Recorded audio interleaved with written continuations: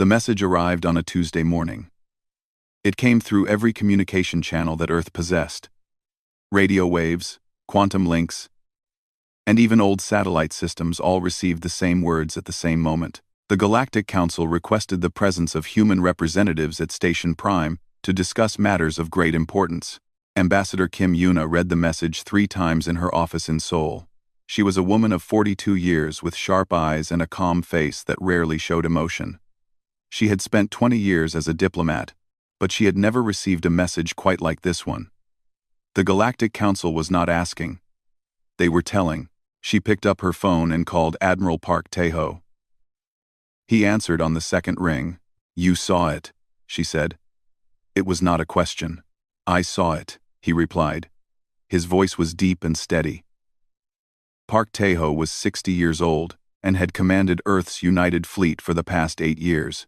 He had never lost a battle, though he always said that the best battle was the one you never had to fight. "What do you think they want?" "Control," Kim Yuna said simply. "They want to know why we did not ask their permission to exist." There was a long pause on the line. Then Admiral Park spoke again. "When do we leave?" 3 days later, the diplomatic vessel Hangang departed from Earth's orbit. It was a sleek ship, painted in white and blue, carrying Ambassador Kim Yuna, Admiral Park Tae-ho, and a small team of aides and security personnel. The journey to Station Prime would take 2 weeks at maximum speed. Kim Yuna spent most of the journey reading. She read everything humanity had learned about the Galactic Council in the 200 years since first contact. The Council was old, very old. It had existed for 50,000 years and included over 400 species. It maintained peace across the galaxy through a complex system of laws, trade agreements, and military force. Every species that achieved faster-than-light travel eventually joined the Council. Every species followed its rules, except humans. Humanity had achieved faster-than-light travel in 2187. In the 2 centuries since then, they had expanded to 12 star systems. They had built colonies, factories, and military bases. They had developed new technologies and new weapons. And they had done all of this without asking the Council for permission. They had not asked because they did not think they needed to ask. Earth belonged to humans. The stars they reached belonged to humans. That was simply how humans saw things. The Council saw things differently. Station Prime was enormous. It hung in space like a metal moon, covered in lights and docking ports. Ships of every size and shape flew around it like insects around a lamp. The Hangang looked small and plain compared to the massive vessels of the older species. Kim Yuna stood at the window and watched as they approached. Admiral Park stood beside her. "Impressive," he said. "It is meant to be," she replied. "They want us to feel small." "Do you feel small?" She turned to look at him. Her face was calm, but there was fire in her eyes. "No." The Council chamber was a vast, circular room. Hundreds of seats rose up in tiers around a central platform. Representatives from dozens of species filled those seats. Some looked almost human. Others looked like nothing Kim Yuna had ever seen before. There were creatures with scales and creatures with feathers. There were beings made of light and beings made of stone. All of them watched as the human delegation walked to the center of the room. High Arbiter Volnus sat on the highest seat. He was ancient, even by the standards of his long-lived species. His body was thin and gray, with 4 arms and eyes that glowed with soft blue light. He had led the Council for 3,000 years. He had seen species rise and fall. He had seen wars begin and end. He had never seen anything quite like humans. "Ambassador Kim Yuna of Earth," he said. Kim Yuna bowed her head slightly. "The Council's welcome is noted." There was a moment of silence. The response was not what anyone had expected. Usually, new species expressed gratitude. They showed respect. They used many words to say how honored they were to stand before the Council. High Arbiter Volnus continued as if nothing unusual had happened. "The Council has observed humanity's expansion with great interest. In 200 years, your species has colonized 12 star systems. You have developed technologies that exceed sanctioned limits. You have built weapons that could threaten the peace of the galaxy. These actions require discussion." "Discussion of what?" Kim Yuna asked. Discussion of how humanity will integrate into the galactic community. Discussion of which technologies you will be allowed to keep and which must be surrendered. Discussion of inspection protocols and oversight measures. The High Arbiter spread his 4 hands in a gesture that might have meant openness or might have meant warning. These are standard procedures. All species go through them. Kim Yuna looked at Admiral Park. He gave her a small nod. She turned back to face the Council. Earth thanks the Council for its interest in our affairs, she said. Her voice was clear and strong. It carried to every seat in the chamber. However, we did not ask for permission to expand. We did not ask for permission to develop our technology. We do not require oversight or inspection. This discussion is unnecessary. The chamber exploded with noise. Hundreds of voices spoke at once. Some shouted in anger. Others made sounds that might have been laughter or might have been screams. Delegate Oram, a large creature covered in red scales, rose from his seat and pointed at the humans. "This is outrageous," he roared. "These primitives dare to refuse the Council? They should be grateful we did not destroy them the moment they left their pathetic little planet."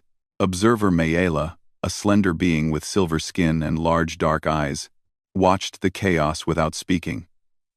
She was from a neutral species that had joined the Council only a few centuries ago. She had read reports about humans. She had found them interesting. Now she found them fascinating. High Arbiter Volnus raised one hand, and the chamber fell silent. "Ambassador Kim," he said slowly, "I do not think you understand your position. The Council has maintained peace in this galaxy for 50,000 years. We have rules. We have procedures. No species refuses to discuss these matters. It is simply not done." Kim Yuna met his glowing eyes without fear. "Then humanity will be the first." She turned and began walking toward the exit. Admiral Park and the rest of the delegation followed her. Their footsteps echoed in the silent chamber. "If you leave now," High Arbiter Volnus called after her, "there will be consequences." Kim Yuna stopped at the door. She looked back over her shoulder. "There are always consequences," she said.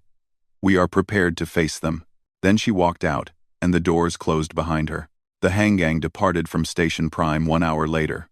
As it jumped to faster than light speed and disappeared into the darkness between stars, the Galactic Council sat in stunned silence.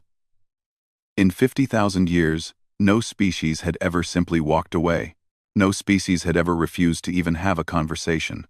High Arbiter Volnus sat alone in the empty chamber, long after everyone else had left. He stared at the spot where the humans had stood, and for the first time in 3,000 years, he felt something he did not recognize. It took him several minutes to realize it was uncertainty. 3 months passed after the humans left Station Prime. During those 3 months, the Galactic Council argued about what to do. Some wanted war. Some wanted patience. Some wanted to pretend the whole thing had never happened. In the end, they chose the same thing they had chosen for 50,000 years. They chose to give orders and expect obedience. The ultimatum arrived on Earth on a cold morning in January. Secretary General Oh Minho received it in his office in Geneva. He was a tall man with gray hair and tired eyes. He had led Earth's unified government for 6 years. He had dealt with food shortages, energy crises, and political conflicts between the 12 colonies. He had never dealt with anything like this. The message was simple. Humanity had 60 standard days to submit to Council inspection protocols. Council representatives would visit Earth and all human colonies. They would examine human technology, human weapons, and human military capabilities. They would decide what humans could keep and what humans must destroy. If humanity refused, there would be economic sanctions. If humanity still refused, there would be military action. Oh Minho read the message twice, then he called a meeting. The meeting took place in a secure room deep beneath the Geneva headquarters. Around the table sat the most powerful people in human civilization. Admiral Park Tae-ho represented the military. Ambassador Kim Yuna represented diplomacy. Dr. Lee Ji-hun, a quiet man with glasses and messy hair, represented the science division. There were also generals, ministers, and advisors. They all looked at Secretary General Oh Minho and waited for him to speak. "You have all read the ultimatum," he said. "I want to hear your thoughts." Admiral Park spoke first. "They are testing us. They want to see if we will bend. Every species before us has bent. They expect us to do the same. And if we do not bend?" asked one of the ministers. "Then they will try to break us." Ambassador Kim Yuna leaned forward. "I spoke with them. I looked into their eyes. They are not used to being refused. It confuses them. They do not know how to handle a species that simply says no." "But can we say no?" the minister pressed. "They have 400 species. They have ships and weapons we have never seen. Can we really stand against them?" Dr. Lee Ji-hun cleared his throat. Everyone turned to look at him. He was not a man who spoke often. But when he spoke, people listened. "I have been studying the Council's technology for many years," he said. His voice was soft but clear. "I have also studied their laws and their history. I have found something interesting." He tapped a button, and a holographic display appeared above the table. The Council calls them sanctioned limits. They say that certain technologies are too dangerous and must be controlled. Every species that joins the Council must agree to these limits. "We know this," Admiral Park said. "What is your point?" "My point is that the limits are not about safety. They are about control." Dr. Lee adjusted his glasses and pointed at the display. "Look at the pattern. The technologies they ban are not the most dangerous ones. They are the ones that would allow younger species to become independent.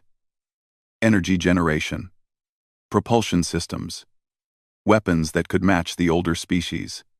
He looked around the table. "The Council does not maintain peace. It maintains power. It keeps younger species weak and dependent. It has been doing this for 50,000 years. The room was silent for a long moment. Secretary General Oh Minho spoke slowly. "You are saying that if we submit to their inspections, they will take away everything that makes us strong." "Yes," Dr. Lee said simply. "That is exactly what I am saying." Admiral Park stood up and walked to the window.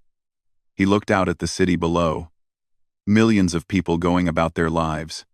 Millions of people who had no idea that their entire civilization hung in the balance. "Then we cannot submit," he said. "If we do, we lose everything. If we do not, we might lose everything. But at least we will lose it fighting." "Is there no middle ground?" one of the advisors asked. "Perhaps we could negotiate. Give them something small.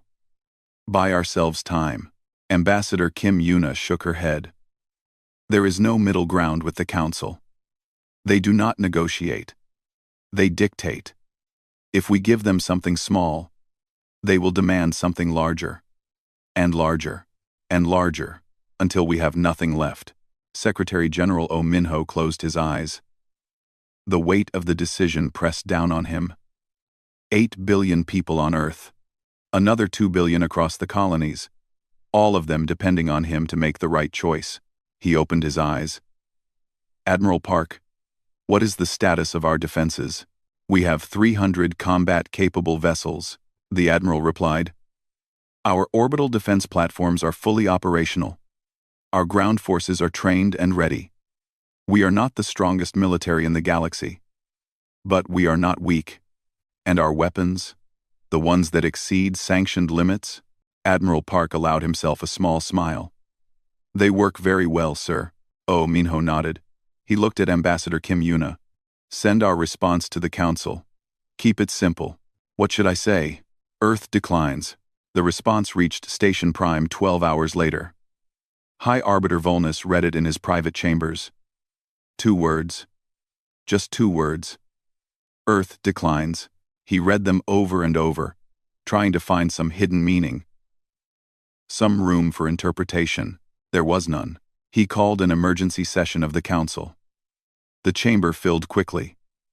Everyone had heard about the human response. Everyone wanted to know what would happen next. Delegate Orem was the first to speak. His red scales seemed to glow with anger. "I told you. I told all of you. These creatures are dangerous. They have no respect for order, no respect for tradition. They must be destroyed before they spread their chaos across the galaxy. Destroyed? Observer Mayla spoke for the first time since the humans had left. Her silver skin reflected the lights of the chamber. We have not destroyed a species in 15,000 years. Do you really want to return to those dark times? These are already dark times, Orim shouted. A species of primitives is defying the Council. If we do not act, others will follow their example. The entire galactic order could collapse. High Arbiter Volnus raised his hand for silence. We will not destroy anyone. Not yet. First, we will show them the consequences of their defiance. Commander Thren, a figure stepped forward from the shadows. Commander Thren was tall and covered in dark blue armor. He led the Council's peacekeeping fleet. He had enforced the Council's will for over 1,000 years. You will take a fleet to human space, High Arbiter Volnus said. 200 ships. You will demonstrate our power. Make them understand what they face if they continue to refuse us. Commander Thren bowed his head. And if they do not understand? Then you will make them understand. On Earth, Admiral Park Teho received reports of the Council fleet gathering near the border of human space. He stood in the command center of Earth's defense network, surrounded by screens showing ship movements and tactical data. Captain Baek Sujin stood beside him. She was 35 years old with short black hair and eyes that never seemed to blink. She was the best pilot in the fleet, and she commanded the rapid response squadron called Dokdo. 200 ships, she said. That is a lot of ships. It is, Admiral Park agreed. Are we going to run? Admiral Park looked at her. There was no fear in her eyes. Just a question. Asked calmly, waiting for an answer. No, he said. We are not going to run. We are going to show them who they are dealing with. Sujin smiled. It was not a friendly smile.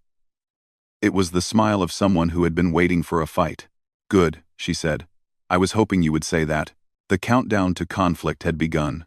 In 55 days, the ultimatum would expire. But everyone knew that the real deadline was much closer. The Council's fleet was coming. And humanity would have to decide whether to bow or to fight. In the quiet of his office, Secretary General Oh Minho sat alone. He thought about the billions of lives that depended on his decisions. He thought about the future of human civilization, and he thought about a simple truth that humans had known for thousands of years. Some things were worth fighting for, even if you might lose, especially if you might lose. The Council fleet arrived at the edge of human space on day 45 of the ultimatum. 200 warships hung in the darkness between stars, their weapons ready, their crews confident. They had done this many times before. They would fly into a system, show their strength, and the foolish species that had dared to defy the Council would quickly learn to obey. Commander Thren stood on the bridge of his flagship, the Eternal Order. He looked at the tactical display showing the human colony ahead. It was called New Busan.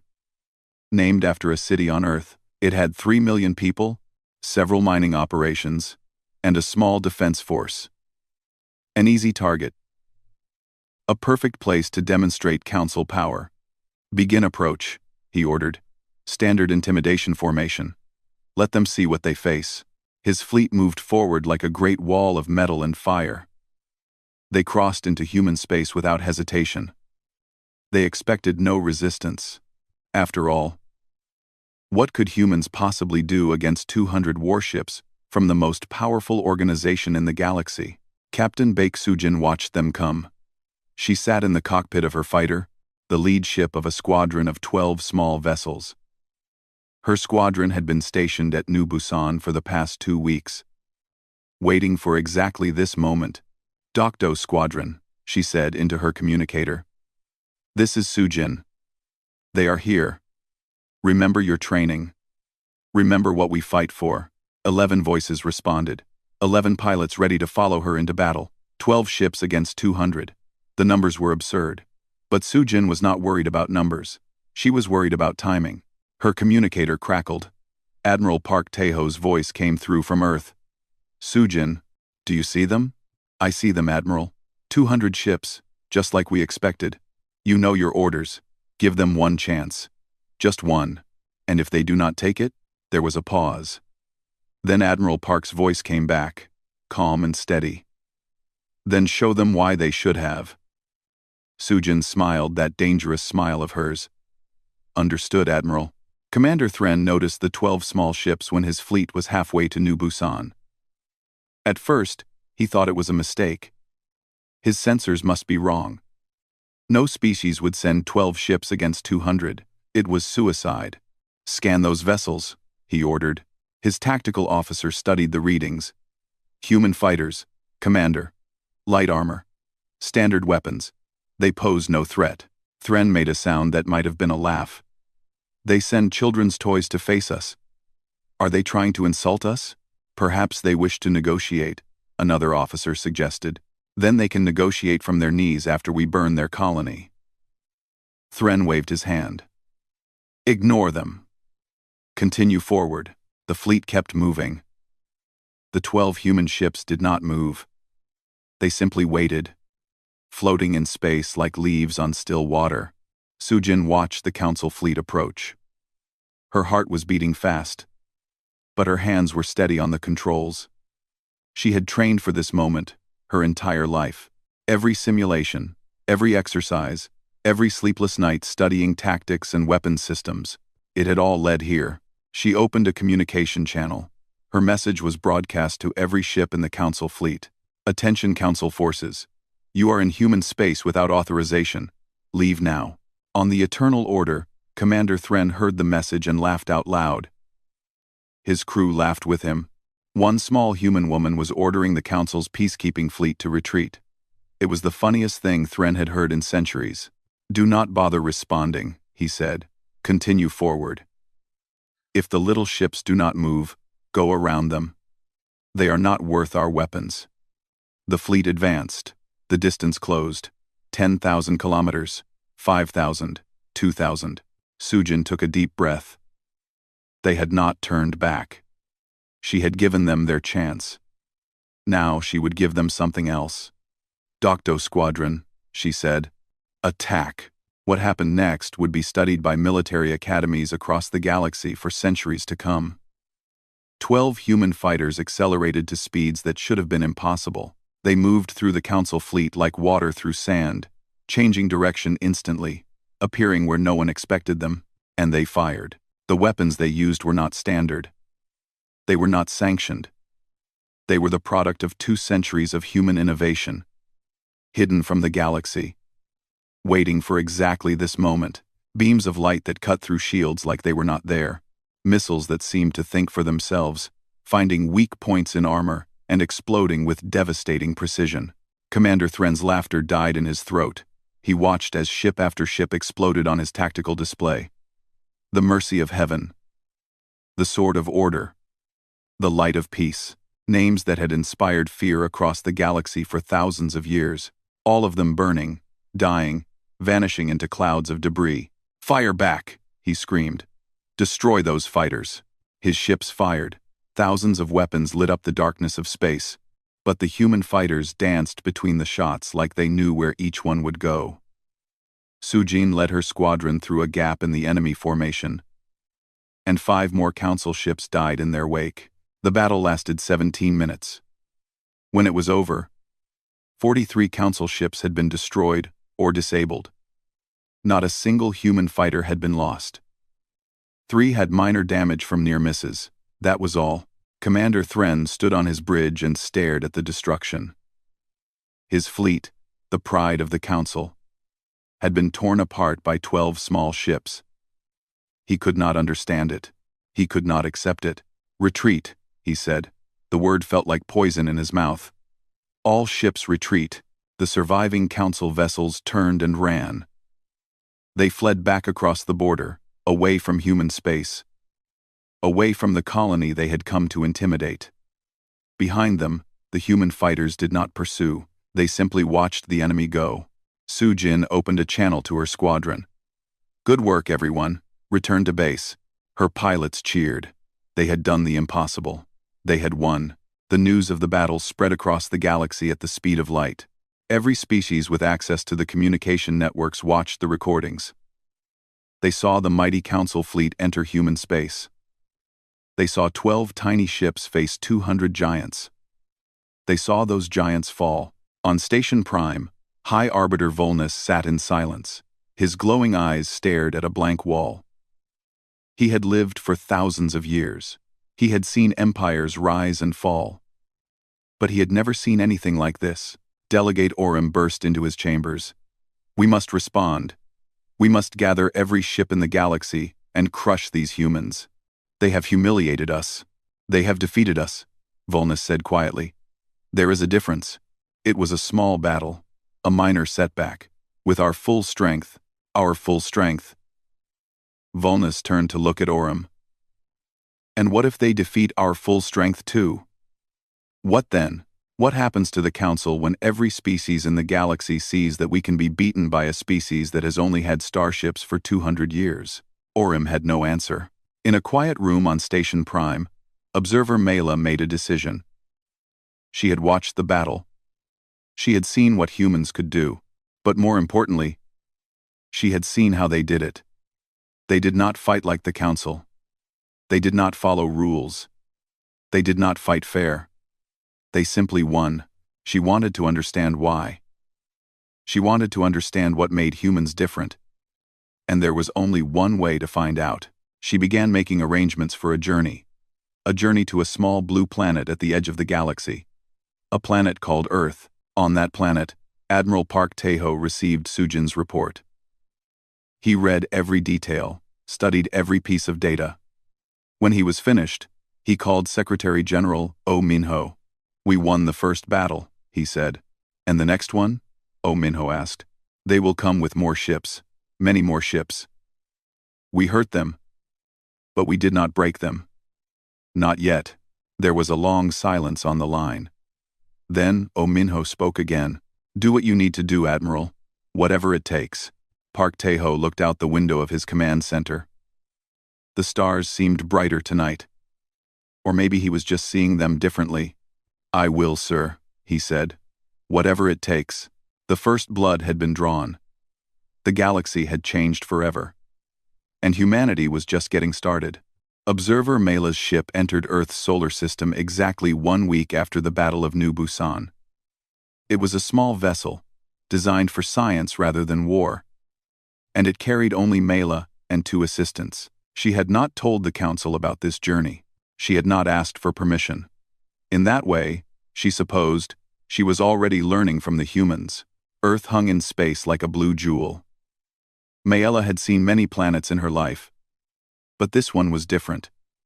It was not the most beautiful planet she had visited. It was not the largest or the most resource-rich.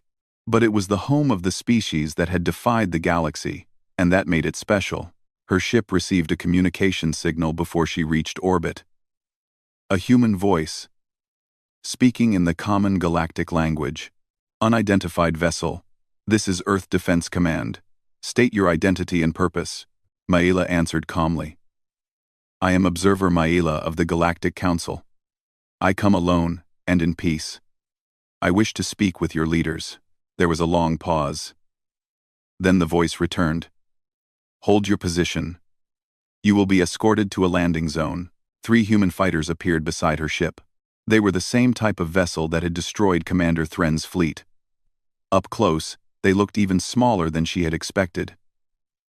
It was hard to believe that such small ships had won such a great victory. She landed at a place called Seoul. Ambassador Kim Yuna was waiting for her on the landing pad, standing alone in the wind. Mayela walked down the ramp of her ship and stopped a few meters away from the human woman. For a moment, neither of them spoke. They simply looked at each other. 2 women from different worlds, separated by thousands of light years and millions of years of evolution. Yet there was something similar in their eyes. Something sharp and searching. "You came alone," Kim Yuna said. It was not a question. "I came alone," Mayela confirmed. "I wanted to understand." "Understand what?" "Why you refused to speak to us." Kim Yuna studied her for a long moment. Then she nodded slowly. "Come with me. I will show you." They traveled through the city in a small ground vehicle. Mayela looked out the window at the humans passing by. They walked quickly, with purpose. They laughed and argued and went about their lives. They did not look like conquerors or warriors. They looked ordinary. But Mayela knew that ordinary was sometimes the most dangerous thing of all. Kim Yuna took her to a building called the Museum of Human History. It was a large structure made of stone and glass, sitting in the middle of a park filled with trees. Inside, the walls were covered with images, and the rooms were filled with objects from humanity's past. "Why are we here?" Mayela asked. "Because if you want to understand humans, you must first understand what made us who we are." They walked through the museum slowly. Kim Yuna guided Mayela past displays showing wars and conflicts, battles fought with swords and spears, then guns and bombs, then weapons that could destroy entire cities in a single flash of light. Mayela saw images of death and destruction that made her silver skin grow pale. "We have been killing each other for as long as we have existed," Kim Yuna said. Her voice was calm, but there was weight behind her words. "Every century, we found new reasons to fight. Religion, land, resources, power. Sometimes we fought for reasons we did not even understand. This is not unusual," Mayela said. "Many species have violent pasts." "Yes, but look closer." Kim Yuna pointed to a series of displays showing something different. Not wars between nations, but wars between rulers and their own people. Images of chains and cages, records of governments that controlled every aspect of their citizens' lives. Stories of leaders who promised peace and delivered only suffering. "Our worst enemies were never foreign invaders," Kim Yuna explained. "They were our own people, leaders who believed they knew what was best for everyone, who took away freedom in the name of safety, who demanded obedience in the name of order." Mayela looked at the displays for a long time. She began to see a pattern. Again and again throughout human history, those with power had tried to control those without, and again, the people without power had fought back. Sometimes they won, sometimes they lost, but they always fought. "You think the council is like these oppressors?" Mayela said slowly. "We do not think it. We know it." Kim Yuna led her to a small room at the end of the museum. Inside was a single display showing documents and data files. "Dr. Lee Ji-hun discovered this," Kim Yuna said. "He is our best scientist.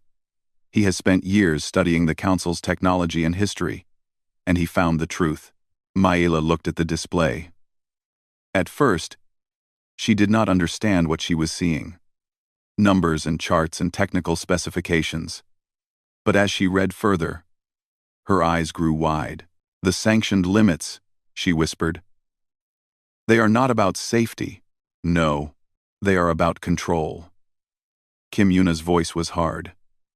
"Every technology the Council bans is a technology that would make younger species independent, energy systems that would free them from Council-controlled fuel sources, weapons that would let them defend themselves, communication networks that would let them share information without Council oversight."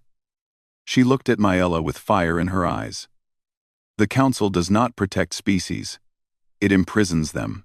It keeps them weak and dependent. It has been doing this for 50,000 years. Mayela stepped back from the display. Her mind was racing. She had been a member of the Council for 300 years. She had believed in its mission. She had trusted its leaders. And now she was learning that everything she believed was a lie. "Why are you showing me this?" she asked. "Because you came here alone. Because you asked questions instead of giving orders. Because you are the first member of the Council who seemed to want to understand instead of control." Kim Yuna's expression softened slightly. "And because we need help." "Help with what?" "We are going to share this information with every species in the galaxy. Every planet, every colony, every ship. We are going to show them what the Council really is. And when we do, there will be chaos. There will be anger. There will probably be war." Mayela understood.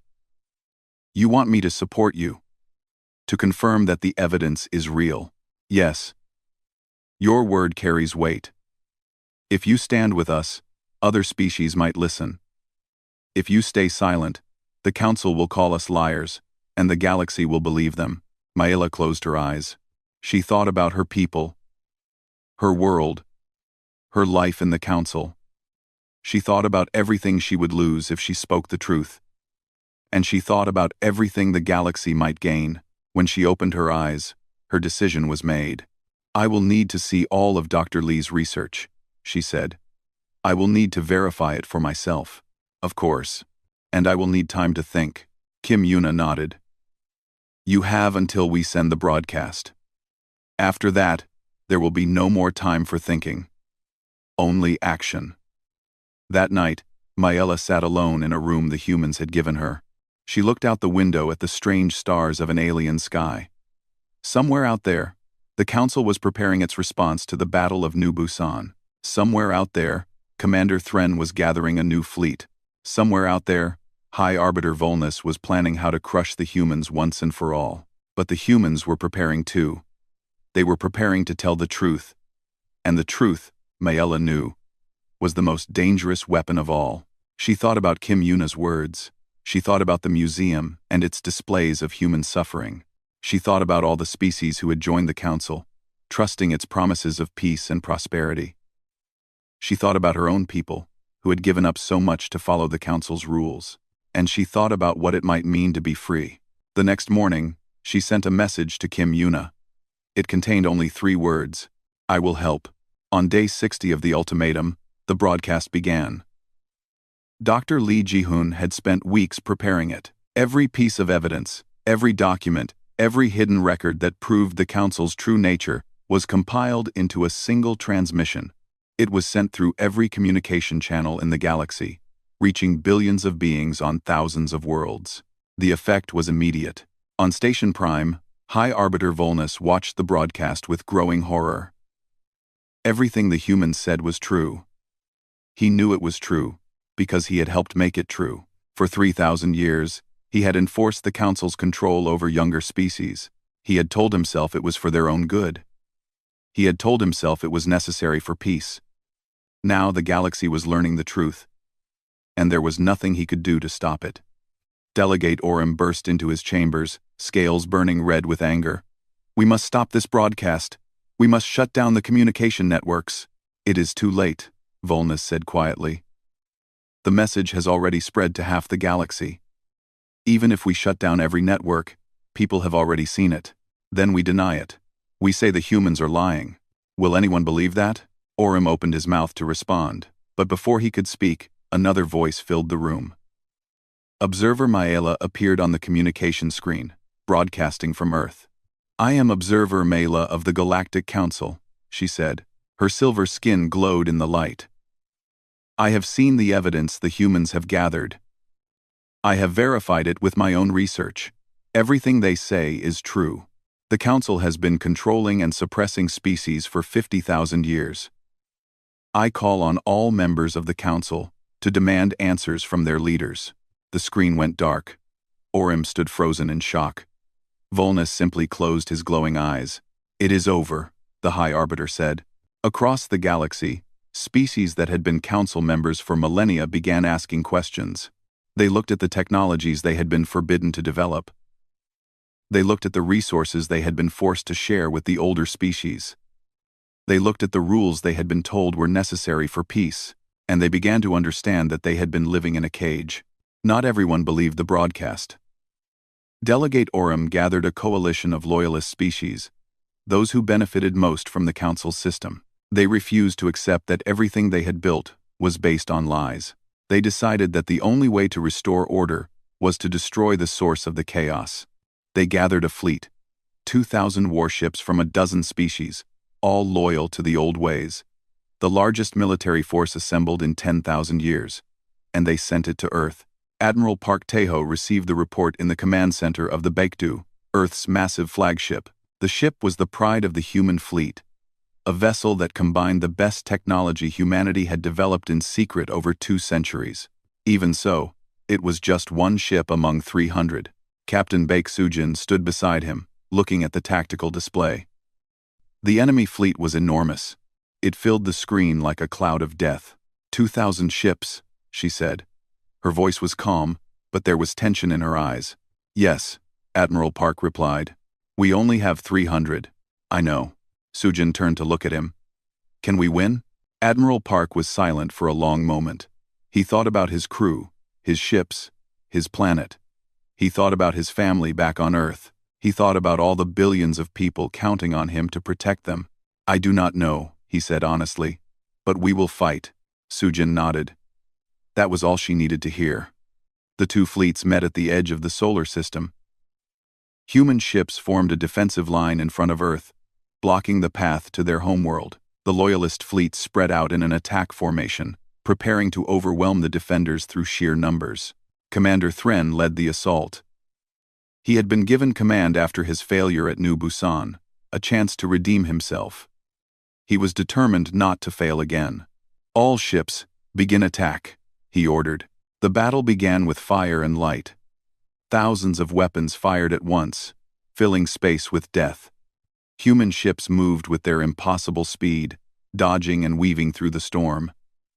They fought like they had fought at New Busan, using tactics the Council had never seen.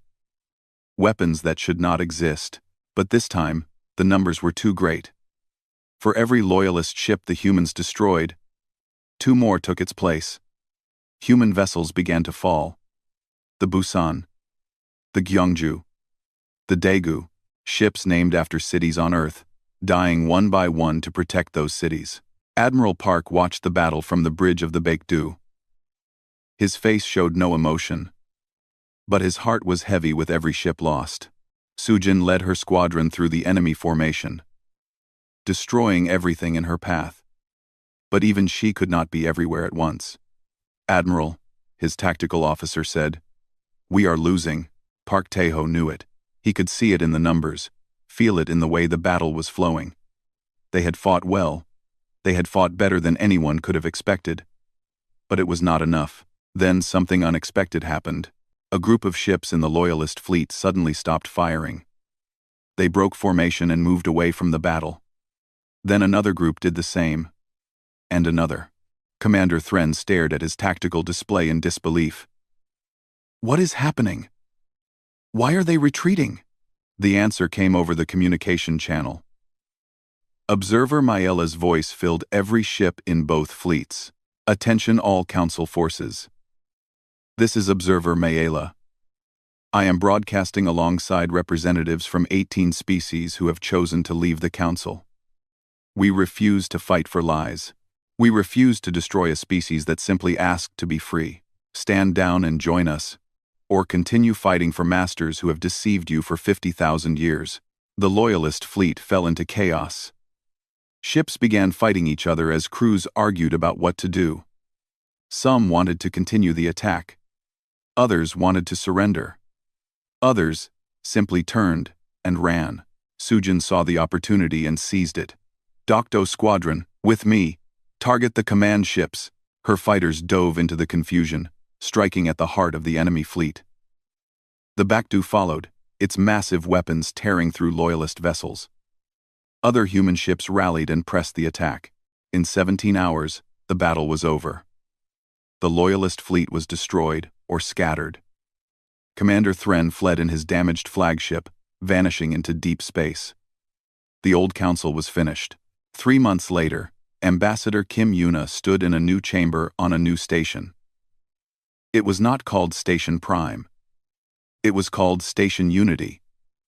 And it had been built by humans and aliens working together. The seats around her were filled with representatives from over 100 species, all gathered as equals. "Thank you for coming," she said. Her voice echoed through the chamber, just as it had on her first visit to the council. But this time, there was no fear. No anger, only hope. "Humanity never rejected discussion," she continued. "We rejected submission, disguised as discussion. We rejected being told what to think, what to build, what to become. We rejected a conversation where the outcome was decided before it began."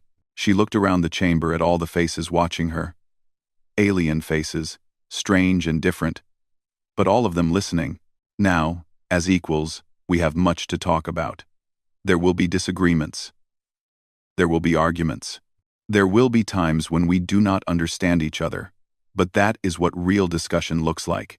That is how free species work together." She smiled, So let us begin. On Earth, Secretary General Oh Minho watched the broadcast from his office. He saw Kim Yuna standing tall before the Assembly of Species. He saw Admiral Park Tae-ho and Captain Baek Soo-jin in the audience, still wearing their uniforms, still ready to fight if needed. He saw Dr. Lee Ji-hoon talking excitedly with alien scientists, sharing knowledge that had been hidden for thousands of years. And he saw observer Mayela standing beside Kim Yuna, her silver skin glowing with something that looked like joy. Oh Minho leaned back in his chair and allowed himself to smile. It had been a long road. Many had died. Many more had suffered. But in the end, humanity had not just survived. It had changed the galaxy, not by conquering it, not by forcing others to obey, but by simply refusing to give up the one thing that made them human: the right to say no. Outside his window, the sun was setting over Geneva. Children played in the streets below, laughing and shouting, unaware of how close they had come to losing everything. Somewhere in the sky above them, among the stars that were now open to all species, a new era was beginning. It was an era that began because humans refused to have a conversation they did not choose. And in the end, that refusal had started the most important conversation the galaxy had ever known.